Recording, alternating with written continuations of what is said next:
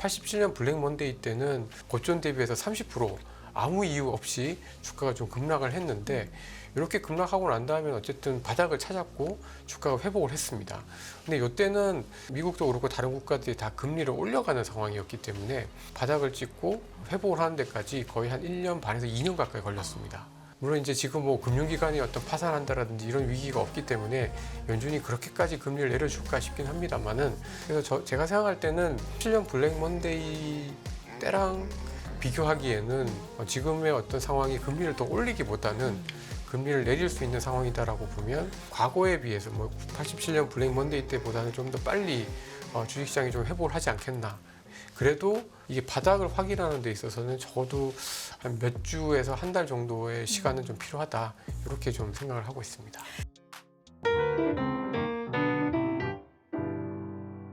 자, 이제 시장 얘기 좀 돌아가 보겠습니다. 금융시장의 그야말로 패닉이라고 할 수 있는 상황이 특히 아시아 시장에서 굉장히 심하게 나타났고 미국 시장도 조정을 크게 받은 건 뭐 마찬가지입니다. 최근 들어서 좀 안정을 찾아가고 있다고는 하는데 확인할 사항이 많다. 그리고 그 면면에 대해서는 의견들이 굉장히 많이 갈리고 있는 게 사실이죠. 좀 하나하나 이야기를 또 나눠볼 필요가 있을 것 같네요. 이분과 함께합니다. 유진투자증권 리서치센터 허재한 상무 오셨어요. 안녕하세요, 상무님. 네, 안녕하십니까. 안녕하십니까. 패닉 상황이라고, 패닉이라는 말, 뭐 공포, 이렇게 진짜 격한 단어란 단어는 하루에 좀 쏟아졌던 것 같은데 이런 단어를 사실 이렇게 쉽게 쓴다는 게 뭐 그렇게 좋은 일은 아닌 것 같지만 그날 상황은 사실 패닉이 맞았죠. 이런 표현 써도 되는 거죠, 상무님? 어떻게 보십니까? 그럼요. 네. 저희가 코로나 때도 하루에 네. 코스피가 한 8% 정도 떨어졌고 네. 9.11 때 막 9% 이렇게 코스피가 떨어진 거를 제외를 하면은 사실 이제 코스피가 8.7% 지난 8월 5일 날 정말 떨어졌는데 뭐 패닉이었죠. 저는 정말 다시 코로나가 또 왔나?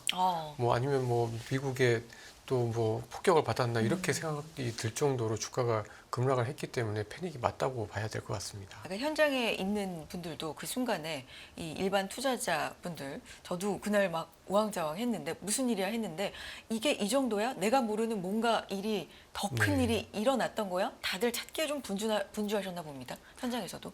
그럼요. 네. 그러니까 이제 제가 그날 가장 크게 받았던 질문은 아니 이게 이렇게 떨어질 이 일이냐라는 정도야? 질문을 받으면서 네. 대부분 이제 뭐 기자님들도 그렇고 이제 운영력 하시는 분들도 그렇고 또 뭐 아니면 저희 회사 이제 지점에 계신 분들도 다 똑같이 묻는 질문이 우리가 모르는 뭔가 다른 악재가 있는 거 아니냐라는 질문을 엄청 많이 하셨거든요. 근데 사실 드러난 건 없고, 근데 사실 외국인들은 엄청 팔고 있고 네. 주가도 굉장히 급격하게 밀리고 있고 별로 이렇게 제가 드릴 말씀이 별로 없었던 하루였었던 것 같습니다. 그래서 어쨌든 이유를 찾고 보면 이유가 없는 건 아닙니다. 뭐 한 5-6가지 이유에 뭐 침체 우려를 비롯해서 뭐 엔화 쪽의 이야기도 있고 뭐 중동 리스크 얘기도 있고 여러 가지 얘기를, 고점 논란도 있고 할 수는 있지만 이게 그 정도까지였냐라는 거에 대해서는 그날 모두가 좀 패닉 상태였다라는 걸 좀 다시 한번 기억을 되살리면서 지금 가지고 오신 보고서 중심으로 얘기를 해볼 텐데, 코스피를 위한 변명이라는 보고서가 있고 공포의 클라이막스라는 보고서가 있습니다. 여기서도 보면 설명이 쉽지 않은 주가 급락 뭐 이런 얘기들 지금 해주고 계시는데, 지금 주가 상황에 대해서 그리고 이게 얼마나 복원력을 가질지 이제는 이거에 물음표가 또 찍히잖아요. 어떻게 보고 계세요, 상황을? 그래도 어저께 좀 네. 다행이었던 거는 그 여러 악재들 중에 하나라고 볼 수 있는 엔화에 대해서는 네. 어쨌든 그 일본 중앙은행의 부총재께서 직접 나서서 뭐 시장이 불안하면 금리를 안 올리겠다라고 얘기를 하면서 뭐 엔화는 어쨌든 안정을 찾았고 또 미국의 국채 금리도 뭐 급격하게 이제 금리가 떨어지는 것도 좀 진정이 되었고, 그래서 약간은 좀 그래도 금융시장의 어떤 패닉 상황이 다소 좀 진정이 되는 모습은 분명히 좀 나타났다, 이렇게 좀 볼 수 있을 것 같고요. 네. 그리고 보통 이렇게 이제 주가가 급락한 이후에 반등하는 어떤 그 패턴을 보면 대체로 보면은 그래도 급락한 폭에 적어도 3분의 1에서 한 절반 정도는 회복을 하게 됩니다. 지금 코스피 기준으로는 한 25% 정도, 그러니까 7월 11일 고점을 기준으로 해서 빠진 걸로 보면은 뭐 한 3, 4% 이 정도 좀 회복을 한 거기 때문에 뭐 조금 더 추가적으로 회복할 여력은 좀 있어 보이고요. 뭐 코스닥 같은 경우에도 한 30% 정도 회복을 했기 때문에 약간 더 아무리 시장이 안 좋아도 뭐 조금 더 회복할 수 있는 여력은 있다 이렇게 좀 보여집니다. 근데 이제 문제는 그러면 여기서 이제 그러면 이제 이전 고점을 네. 회복을 할 수 있느냐? 그리고 거기까지 걸리는 시간이 얼마나 걸릴 거냐 이제 요건데 요거는 사실 이제 국면별로 좀 많이 과거의 데이터들이나 주식시장의 어떤 패턴들을 보면 좀 다른 것 같습니다. 뭐 예를 들면 저는 이제 그 많이들 이제 질문하신 분들한테 두 가지 사례를 좀 말씀을 드렸는데요. 하나는 이제 87년 블랙 먼데이 사태 때랑 이제 98년 저희는 이제 IMF 외환위기였고 미국은 이제 러시아 디폴트로 인한 그 LTCM 그 파산 사태 요때를 좀 비교를 해보면 네. 87년 블랙 먼데이 때는 그때도 이제 미국 주가가 하루에 이제 뭐 20% 이상 네. 빠지면서 고점 대비해서 30% 아무 이유 없이 주가가 좀 급락을 했는데 이렇게 급락하고 난 다음에 어쨌든 바닥을 찾았고 주가가 회복을 했습니다. 근데 이때는 미국도 그렇고 다른 국가들이 다 금리를 올려가는 상황이었기 때문에 사실은 이제 주식 시장이 바닥을 찍고 회복을 하는 데까지 거의 한 1년 반에서 2년 가까이 걸렸습니다. 굉장히 시간이 많이 오래 걸렸고 또 바닥을 찍었지만 이 바닥이 정말 바닥인지를 확인하기 위해서 한 2개월 정도 시간이 좀 필요했었습니다. 그리고 이제 98년 LTCM 파산 때를 보면은 이제 주가가 이제 고점 대비해서 20% 정도 주가가 좀 빠졌습니다. 근데 이때도 다시 바닥을 확인하는 데까지 한 2개월 정도 걸렸고요. 대신에 이때는 뭐 연준이 그 어떤 그 금융시장의 어떤 안정을 위해서 금리를 굉장히 빨리 긴급 회의를 하고 또 매달 한 3개월 연속으로 이제 금리를 내려주면서 굉장히 좀 주가가 또 그래서 빨리 회복을 해서 곧 그 주가가 급락한 이후에 거의 2달 만에 다시 전고점을 회복을 했거든요. 그래서 제가 생각할 때는 뭐 지금 87년 블랙 먼데이 때랑 비교하기에는 물론 이제 지금 뭐 금융기관이 어떤 파산한다라든지 이런 위기가 없기 때문에 연준이 그렇게까지 금리를 내려줄까 싶긴 합니다만은 그래도 지금의 어떤 상황이 금리를 더 올리기보다는 금리를 내릴 수 있는 상황이다라고 보면 어쨌든 과거에 비해서 뭐 87년 블랙 먼데이 때보다는 좀 더 빨리 주식시장이 좀 회복을 하지 않겠나. 그리고 연준에 대한 뭐 9월이든 뭐 11월이든 뭐 50bp 이나 기대감들이 계속해서 있는 상황에서는 뭐 조금 그래도 과거에 비해서는 조금 더 빨리 주식시장이 좀 회복할 수 있지 않나라고 좀 보고 있는데 그래도 아무리 주가가 빨리 반등을 하더라도 이게 바닥을 확인하는 데 있어서는 적어도 한 몇 주에서 한 달 정도의 시간은 좀 필요하다. 이렇게 좀 생각을 하고 있습니다. 지금 화면에도 나가고 있지만 90년 이후에 역대 코스피 하락 급락 순위를 이제 상무님께서 쭉 순위를 매겨서 정리를 해놓고 계신데 이게 이번에 급락이 5번째 역대 네. 순위네요. 그러니까 어마어마한 겁니다. 네. 저희가 뭐 역사적이다 말하지만 이게 실제로 5번째인 거니까요. 근데 1위가 이제 9.11 테러 때였고 그다음이 닷컴 버블 붕괴고 이제 2번이 침체, 뭐 버블 우려 이건데 이거는 말 그대로 일어난 게 아니라 뭔가 신호가 잡힌다. 앞으로 그렇게 될 가능성이 있다에 화들짝 놀란 것도 있고 여기에 이제 엔화까지 네. 더해진 거잖아요. 이 엔화 영향이 사실 제일 컸다라는 의견들도 있는데 맞습니까? 어떻게 보세요, 사모님은? 사실 이제 네. 이게 그 심증은 있고 물증은 없는 이야기입니다. 항상 네. 그러니까 이게 이제 금융시장의 여러 가지 변수들을 딱 이제 이거 요인도 있을 것 같고 저거 요인도 있을 것 같고 또는 그게 이제 겹쳐져 가지고 영향을 줬을 것 같긴 네. 하지만 이게 정말 정확하게 얼마나 외국인들이 뭐 팔았는지 뭐 그거를 사실 알 수 있는 방법은 사실 많지는 않습니다. 특히나 엔캐리 청산 자금에 대해서는 네. 정확하게 알 수 없다면서요. 네, 네. 알 수 없습니다. 근데 네. 알 수 없는데 그래도 이제 좀 뭔가 확실한 거는 엔의 어떤 흐름을 보면 과거에 보면은 경기 침체가 아닌 다음에는 이제 엔 달러가 이제 20% 이상은 잘 하락하진 않았습니다.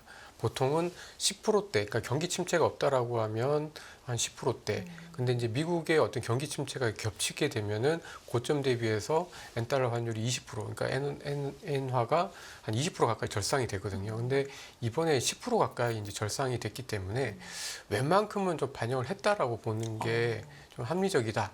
이렇게 좀 보여지고 네. 그리고 이제 제가 이제 코스피가 8.7% 빠지면서 역대 5위급이었긴 네네. 했는데 또 흥미로운 거는 코스피 역대 이제 그 반등 또는 주가의 어떤 회복률 상위를 보면은 또 그렇게 급락한 이후에 또 급등한 경우들이 꽤 있었습니다. 네. 그러니까 바로는 아니지만 그 이후에 어떤 상황이 또 반전이 되면 또 급등을 하기도 했었기 때문에 아무래도 이제 저희가 지금의 어떤 주식시장의 상황을 이거를 정상적이라고 보기는 좀 어려울 것 같고 제가 생각할 때는 이런 급락과 급등을 통해서 계속해서 지금이 바닥인지를 좀 확인한 작업들이 있을 건데 그래도 지금 상황에서는 더 패닉이 확대되기보다는 좀 진정이 될 걸로 좀 보여지고 당분간은 이렇게 급등과 급락을 통해서 약간 소강 상태를 보이는 국면이 한 달 정도, 한두 달 정도 좀 이어지지 않나.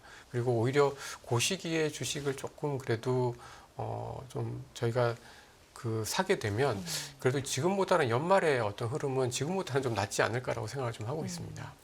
그렇군요. 가장 이제 뭐 여기 역사적으로도 가장 많이 떨어졌던 순위, 가장 많이 또 급등했던 순위 이렇게 적어주고 계시지만 몇 년이 다 상황이 다릅니다. 그런데 가장 최근을 좀 생각해 보면 이제 코로나, 네. 그때 굉장히 많이 급락하고 또 그 이후에 급등하고 뭐 이런 변동성이 좀 컸던 시기를 기억해 볼 수 있는데 근데 그때와 지금은 좀 다르다. 그때는 돈을 굉장히 그 이후에 많이 풀고 네. 유동성이 엄청나게 풍부해지던 시기. 그러니까 돈의 힘으로 주가가 올라갈 수도 있었던 시기인데 지금은 정책상 그게 완전히 반대에 있는 상황이니까 좀 다르다라고 얘기하는 의견들도 네. 있습니다. 이 부분에 대해서 어떻게 봐야 될까요? 맞는 지적인 것 같고요. 그러니까 이제 코로나 때는 워낙 안 좋았지만 돈도 굉장히 많이 풀었고 또 이렇게 급락한 이후 그다음에 경제가 완전히 이렇게 뭐 소위 얼어붙은 상황에서 또 오히려 이제 돈이 많이 풀면서 또 비대면이라는 새로운 수요가 많이 생기는 그런 시점이 같이 맞물리면서 그래도 급락한 이후에 주가가 굉장히 큰 폭으로 오를 수가 있었는데 이제 지금은 사실은 이제 경기 자체가 이제 둔화가 되고 있는데요. 여기에 이제 어떤 분들은 코로나19 이후에 워낙에 이제 급등했던 물가 그리고 굉장히 과열됐던 돈을 많이 풀어서 과열됐던 경제가 그냥 정상화되는 과정이 아니냐 이렇게 본다라고 하면은 사실은 뭐 나쁘게 볼 이유가 없는데 이게 어떻게 보면 지금 뭐 침체냐 아니냐라는 우려까지 이렇게 나올 정도로 경기가 어쨌든 둔화가 되고 있고 식고 있고 그러니까 이 얘기는 어쨌든 기업들의 실적이 더 좋아지기보다는 나빠질 수 있다는 가능성을 내포하고 있기 때문에 사실 상황이 좀 많이 다른 거죠. 다만 이제 다행인 거는 그래도 지금 여기서 이제 금리를 더 올리기는 어렵다. 그리고 금리 자체의 추세는 어쨌든 떨어진다라는 거. 그리고 그래서 뭐 좀 제가 생각할 때는 분명히 상황은 다른데 그나마 다행인 거는 금리가 여기서 또 높아지지는 않을 거고 또 경기가 급격히 나빠지게 되면 통화량이나 유동성을 더 줄이지는 않을 거기 때문에 뭐 그런 부분에 있어서는 조금 좀 위안을 좀 삼을 수 있는 요인들이 있다라고 좀 보여집니다. 그렇군요. 말씀해 주신 것처럼 지금 또 하나의 중요한 요인으로 꼽히는 게 이제 침체입니다. 침체. 갑자기 아래 공포라는 이 단어가 모든 기사의 헤드라인을 장식하는 그 정도가 됐는데 사실 여러 번 질문 드린 바가 있지만 얼마 전까지만 해도 골디락스라고 네. 그랬었거든요. 이게 너무 하루아침에 온도가 바뀌어버리니까 이것 또한 좀 설명이 안 된다. 네. 당황스럽다. 이런 분위기도 있어요. 이 부분을 어떻게 좀 봐야 될까요? 그러니까 이게 경기라는 게 네.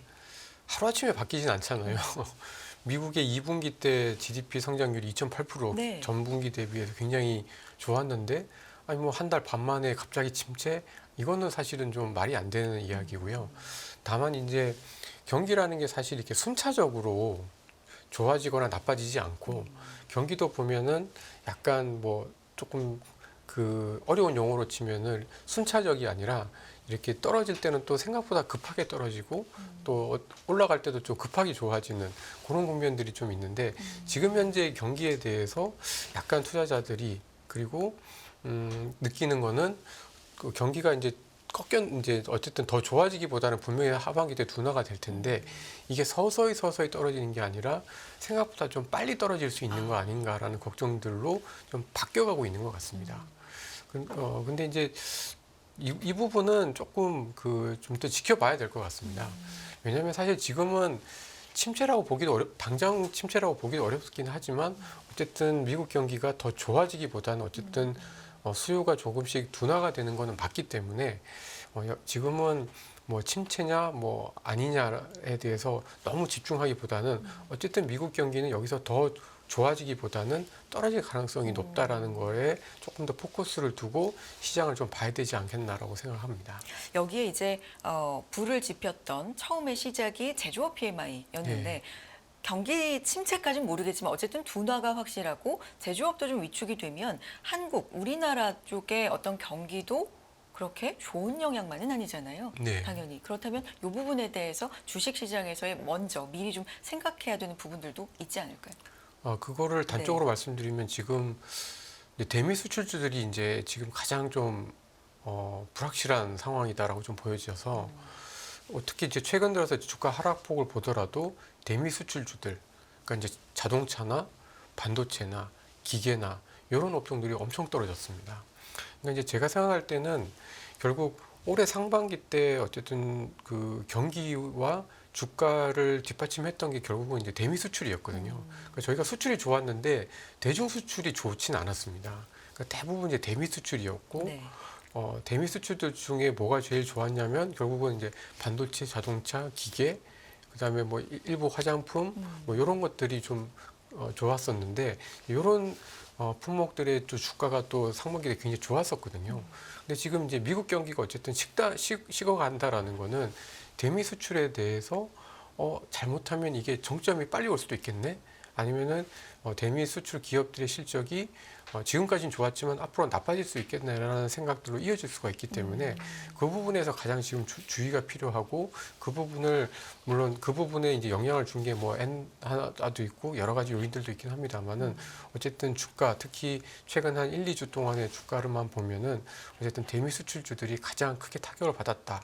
그래서 지금 미국 경기 둔화라는 게 어쨌든 대미 수출주들이 가장 타격을 받을 가능성을 가장 크게 주고 있기 때문에 이 부분에 대해서는 조금 지금 주의가 필요하다라고 보고 있습니다.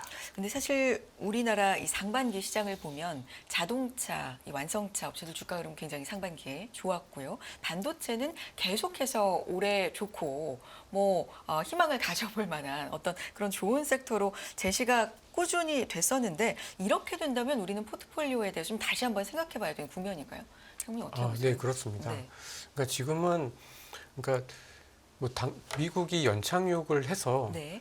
다시 이제 대미 수출주들이 좋아질 수는 있지만 지금은 어쨌든 미국 경기가 둔화가 되고 있고 대미 수출에 대한 확신이 굉장히 좀 흔들리고 있는 상황이기 때문에 수출주 중심의 포트폴리오에서 지금 이제 수출주들을 좀 줄이고 네. 약간 내수들 중에서 그나마 이제 경기가 둔화됐을 때 좀 방어를 할 수 있는 업종들로 조금 바꿔나갈 필요가 좀 있는 게 아닌가라고 좀 보여집니다.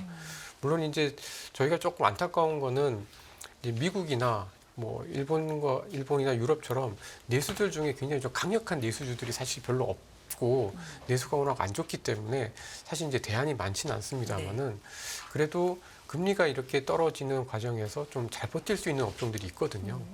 이제 굳이 수출주들 중에서 찾으라고 하면은 조선업종 같은 업종들은 그나마 이런 대미 수출 경기에 좀 덜 민감한 지금 이제 성과 상승에 따른 그런 부분에 더 영향을 받고 있기 때문에 어쨌든 조선업종 같은 업종들이 그나마 수출주들 중에서는 좀 대안이 될 수 있을 것 같고 그 다음에 이제 제약 바이오 업종들 이런 업종들은 조금 더 이제 그 경기에 방어적이면서 사실 이제 그 수출도 하지만 어쨌든 좀 꾸준할 수 있는 업종들이기 때문에 좀 괜찮지 않을까라고 좀 보여지고요. 그 다음에는 사실 이제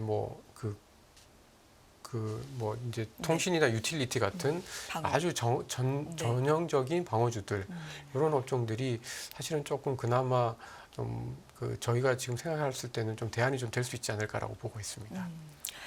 그렇군요. 그렇다면 내일 이제 주간으로 발표되는 실업수당 청구 건수도 발표가 되는데 사실 이거는 매주 발표가 되는 거기 때문에 그냥 추이 정도를 보고 이게 시장에 엄청난 뭐 충격이 있거나 뭐 이런 경우는 사실 그렇게 드물었는데 내일 같은 경우는 조금 민감도가 높아질 수 있을까요? 당분간. 그렇죠. 네. 그러니까 이제 이게 고용 보고서를 보고 이제 사람들이 움찔했었는데 이제 주간 데이터는 물론 이제 변동성이 크기 때문에 이걸 두고 아마 갑론을박이 엄청 심할 겁니다.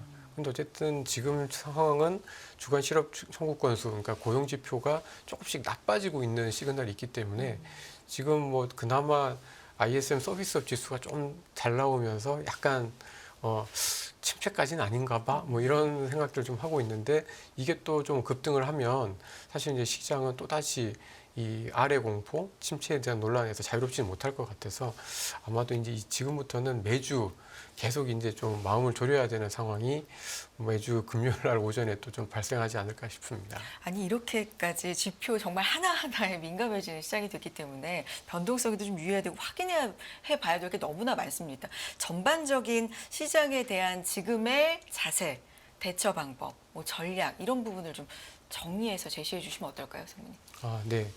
뭐 근데 오히려 저는 이게 주가가 어쨌든 지금 불안하잖아요. 근데 지금 이 불안이 정말 침체로 가는 불안은 아닌 것 같습니다. 그러니까 사실 이제 주식 시장이 이제 침체로 갔을 때 조정을 받는 패턴과 최근의 주가 조정의 패턴은 많이 달라요. 그래요. 그러니까 이제 정말 침체 때문에 그 주가가 조정받을 때는 이런 급락이 아니라, 그러니까 물론 급락도 한 번씩 나오긴 하지만 예를 들면 2, 3% 되는 하락이 한 번씩 나오지, 대신에 주가의 하락 기간이 굉장히 깁니다. 그러니까 경기가 둔화된다, 기업들 실적이 나빠진다라는 거는 하루아침에 이렇게 되는 게 아니라 꾸준히 진행이 되기 때문에 천천히 빠졌다가 한 번씩 빠지지만 정말 길게 빠지거든요. 근데 이렇게 막 7%씩, 8%씩 이렇게 빠지는 하락은 사실은 뭔가 뭐 수급이 꼬이든 어떤 위기가 있든 이렇게 급격히 빠지는 경우랑 침체 때문에 이렇게 장기간 빠지는 경우랑은 굉장히 좀 많이 다르고요. 오히려 이렇게 급격하게 짧은 기간에 빠지게 되면은 오히려 이제 그때가 굉장히 불안하지만 한 3개월에서 6개월을 보면 조금은 뭐 기회가 되는 경우들도 좀 많았기 때문에 저는 이렇게 시장을 막 하반기 전체적으로 봤을 때 아주 나쁘게 보고 있지는 않습니다. 다만 이제 지금은 이게 이제 급락한 이후에 이제 불확실성이 굉장히 고조되어 있는 상황에서 약간은 지금은 이제 하단을 테스트하는 상황이기 때문에 앞으로 한두 달 동안은 계속 좀 불안할 것 같고요. 근데 이제 요렇게 불안할 때는 오히려 주가가 조금 더 밀리면, 그러니까 예를 들면 코스피 한 2,500 정도 레벨에서는 오히려 조금씩 사도 되지 않을까라는 생각을 좀 하고 있습니다. 근데 이제 지금 당장의 포트폴리오는 미국의 어떤 경기 그리고 이제 수출에 대한 어떤 불확실성이 있기 때문에 상반기 때의 어떤 포트폴리오를 계속해서 유지를 하기에는 굉장히 좀 위험 부담이 좀 크거든요. 그래서 상반기 때 특히 이제 수익이 많이 났다가 지금 많이 떨어져 있는 것들은 조금 힘들지만 좀 줄이되 지금은 금리가 떨어졌을 때 좀 일드, 소위 말하는 뭐 배당이라든지 상대적으로 좀 방어적일 수 있는 이런 업종들을 조금 채워놓고 또 현금을 가지고 있다가 주가가 여기서 좀 더 폭락하거나 조금 더 빠질 때 조금씩 이제 그래도 그동안 좋았다고 하는, 그리고 실적이 앞으로도 좀 좋아질 수 있다라고 하는 업종들은 조금 사도 되지 않을까라고 보고 있습니다. 알겠습니다. 지금 이렇게 불안한 시기에 어떻게 대응을 해봐야 되는지에 대한 전략까지 정리해서 들어봤습니다. 오늘 여기까지 함께하겠습니다. 유진투자증권 리서치센터의 허재환 상무 함께했습니다. 상무님 말씀 고맙습니다.